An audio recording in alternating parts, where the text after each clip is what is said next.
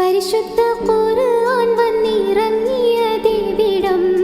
പരിപൂർണ റസൂലുള്ള പിറന്നതുമിവിടം, നിസാമിക കവിതകൾ ഉറവിട്ടതിവിടം,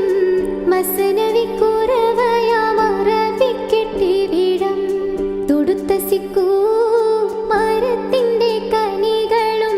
ജറാദെന്ന കിളികളും ചൂടുകാറ്റിൻ ഒലികളും ഇടക്കിടക്ക്